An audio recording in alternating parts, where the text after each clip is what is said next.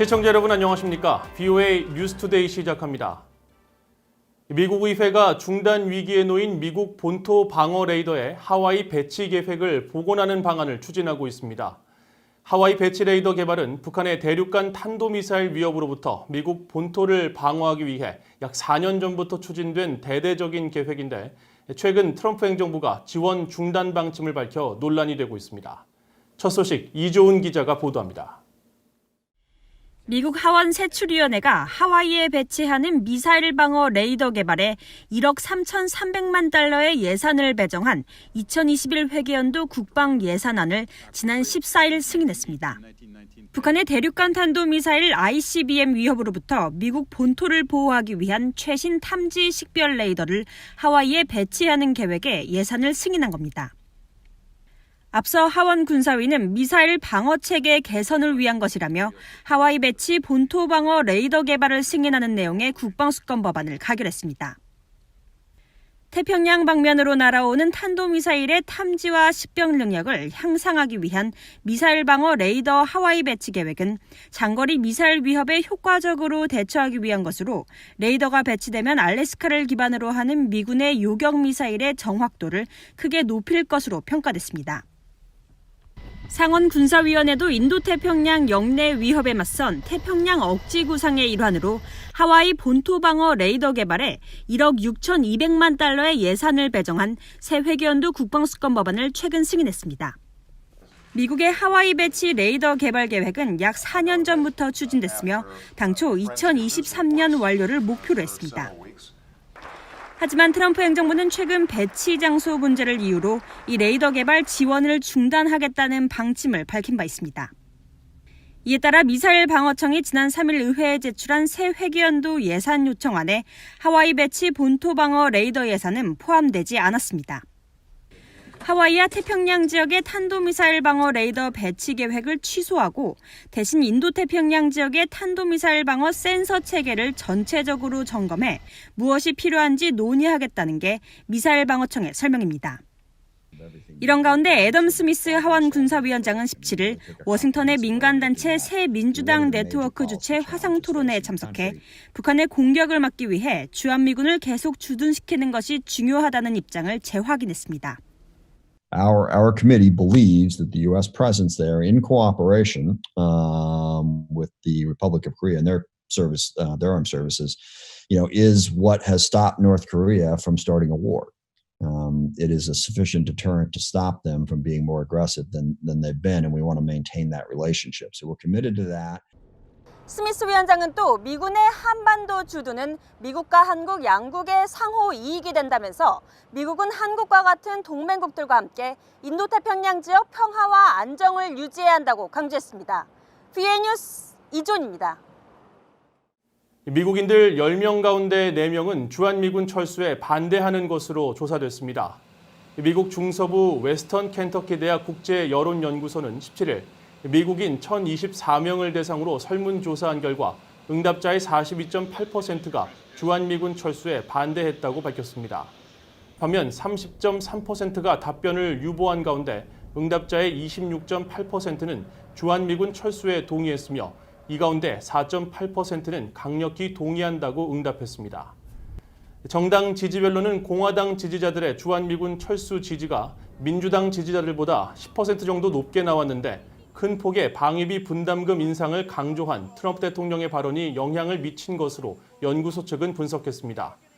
앞서 미국 내 민간단체인 시카고 국제문제협의회가 지난해 9월 발표한 설문조사에서는 응답자 10명 가운데 7명가량인 69%가 주한미군 규모를 현 수준으로 유지하거나 더 확충해야 한다고 답한 바 있습니다.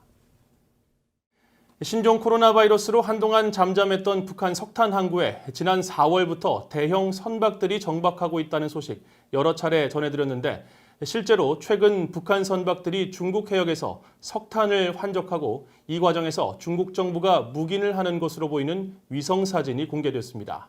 함지하 기자가 취재했습니다. 북한 전문 매체인 NK뉴스의 정보 분석 전문 사이트 NK프로가 영국의 민간단체인 합동군사연구소와 함께 발표한 보고서입니다. 최소 17척의 북한 선박들이 중국 저우산 인근 바다에 머물고 있는 위성사진이 공개됐습니다. 선박들 대부분은 석탄을 가득 싣고 있고 일부 선박들은 이미 석탄을 하역한 듯 적재함이 텅 빈 상태입니다. 보고서는 선박들이 해상에서 선박 간 환적 방식으로 중국 바지선에게 석탄을 넘겨줬다면서 이런 일들은 중국 정부의 묵인하에 이뤄지고 있다는 주장을 제기했습니다. 특히 지난 5월 3일자 저우산 해상 일대를 촬영한 위성사진에는 북한 선박 태평호 옆으로 중국 해안경비대 소속 경비정이 발견됐지만 어떠한 조치도 취해지지 않았다고 지적했습니다. 이와 관련해 후르카와 가스히사 전 유엔 안보리 대북제재위원회 전문가 패널 위원은 NK프로 측에 중국 정부는 더 이상 어떤 행동도 취하지 않고 있고 범법자들에 대한 체포나 제재도 멈춘 것으로 보인다고 밝혔습니다. 신종 코로나 바이러스 사태로 국경을 봉쇄한 뒤 북한은 석탄 관련 활동을 크게 줄인 정황을 보였지만 지난 4월부터 관련 움직임이 다시 포착되기 시작했습니다. BOA가 남포 석탄 항구를 촬영한 위성사진을 확인한 결과 지난 16일과 17일 각각 2척과 3척의 선박이 대형 적재함을 열어둔 채 정박한 모습을 볼 수 있었습니다. 이런 방식으로 지난 3개월간 남포 석탄 항구에 드나든 선박만 약 30척으로 추정됩니다. 유엔 안보리가 북한의 핵과 탄도미사일 시험에 대응해 북한의 석탄 수출을 금지했지만 이 같은 불법 행위는 끊이지 않고 있는 겁니다. 미국 정부와 유엔 안보리도 북한의 불법 석탄 수출 문제를 지속적으로 제기하고 있습니다.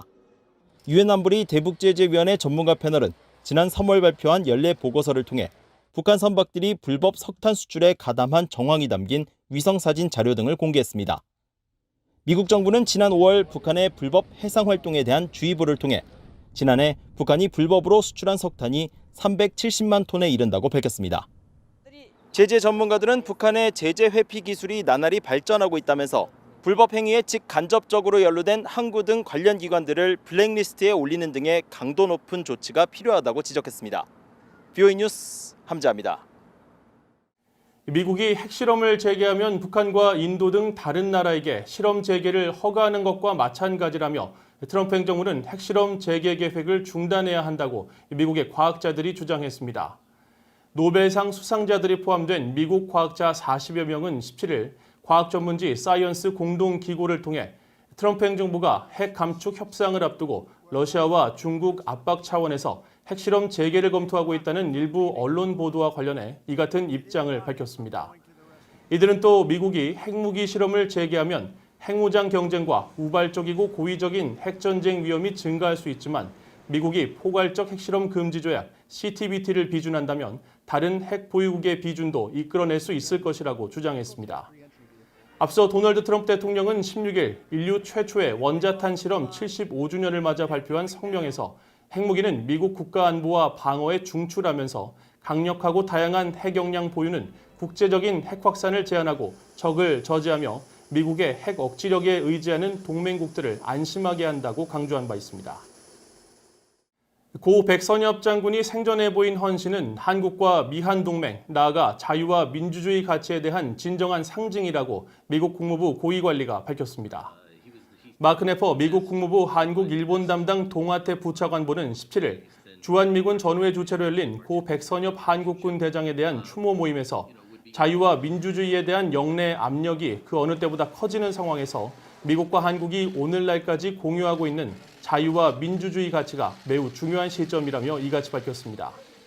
2008년부터 2011년까지 주한 미국 대사를 지냈던 캐슬린 스티븐스 전 대사도 백 장군은 한국군 설립은 물론 미군과의 관계에 있어 핵심 역할을 했다면서 주한 미국 대사 재임 기간 동안 백 장군의 전문적인 협조와 개인적 헌신에 큰 영향을 받았다고 밝히며 고인을 추모했습니다.